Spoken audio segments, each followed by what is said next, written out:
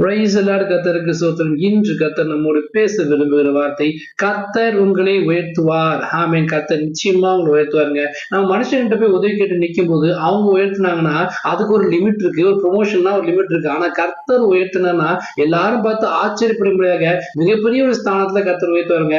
யோசேப்பு பாத்தீங்கன்னா சிறைச்சாலை இருந்தா பானபாத்திரக்காரன் மூலியமா விடுதலை ஆயிருந்தானா ஒன்லி விடுதலை மட்டும்தான் கிடைச்சிருக்கும். ஆனா கர்த்தர் அவனை உயர்த்தும் போது தேசத்துக்கே அதிபதியா, சிறைச்சாலை இருந்தவன் தேசத்துக்கே அதிபதியா கர்த்தர் மாத்தினாருங்க. பார்வோனுக்கு அடுத்த ஸ்தானத்தை கர்த்தர் உயர்த்தினாரு. அப்படிதான் கர்த்தர் உங்களையும் உயர்த்துவாரு.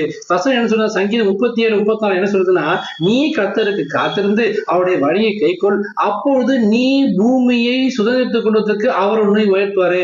பூமியை மொத்தமா சுதந்திரத்துக் கொள்ள முடியாத, பூமி பரத்துக்குன்னு ஆசீர்வாதத்தையும் பூமிக்கு ஆசீர்வாதம் சேர்த்துறதுக்காக கர்த்தர் பூமியை சுதந்திரத்துக் கொள்ள முடியாத கர்த்தர் உங்களை உயர்த்துவான்னு சொல்றாருங்க. அது மட்டும் இல்லாம கர்த்தருக்கு முன்பாக தாழ்மைப்படுங்கள், அப்பொழுது அவர் உங்களை உயர்த்துவாரு. நான் இந்த சம்பாதிச்சு நான் தான் சம்பாதிக்கிறேன், இந்த வீடு நான் வாங்குறது, இந்த கார் நான் வாங்குறதுன்னு சொல்லி தன்னைத்தானே பெருமை பாட்டிக் கொள்ளாம இது கர்த்தர் கொடுத்த ஆசீர்வாதம், கர்த்தர் கொடுத்த வீடு, கர்த்தர் கொடுத்த வாகனம் சொல்லி எல்லாவற்றையும் கர்த்தர் நாமத்தை முன்னாடி வைக்கும் போது என் நாமத்தை பிரஸ்தாபடுத்தி எந்த ஸ்தானத்திலும் நான் இறங்கி வந்து ஆசிரியப்பேன்னு சொல்லிருக்காரியா, அந்த பிரகாரமாக கர்த்தர் உங்களை இறங்கி வந்து ஆசிரியக்க தேவனாகிறாரு.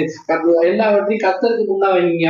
கர்த்தரை எப்போதும் முன்பாக வைத்திருக்கேன், அவரின் வலது பாசப்படி அசைக்கூடிய வசனத்தின் பிரகாரமாக அவரை முன்னாடி வச்சு அவர் சமூகத்தில் காத்திருந்து அவர் முன்னாடி தாழ்த்தும் போது கர்த்தர் என்ன பண்ணுவாரா, உங்களை உயர்த்தக தேவனாகிறாரு. எல்லாரும் பார்த்து ஆச்சரியப்பட முடியாத கர்த்தர் உங்க தலையை உயர்த்த தேவனாகிறாருங்க. தள்ளப்பட்டங்கள் மூளைக்கு தலைக்கீழாக வசனத்தின் பிரகாரமாக எந்த இடத்துல தள்ளப்பட்டீங்களோ, எந்த இடத்துல தலை குஞ்சினீங்களோ அதே இடத்துல கர்த்தர் உங்கள் தலையை உயர்த்தி சிங்காசனத்தின் மேல் அமர முடியாத மிகப்பெரிய ஆசீர்வாதத்தை இந்த நாள்ல தருவாரு. தடையை நீக்கி கொடுக்கிற தேவன் உங்களுக்கு முன்பாக சென்றாருங்க. உங்களோட ஆசீர்வாதம் நிச்சயமா நாளை கண்டு வருகிறது.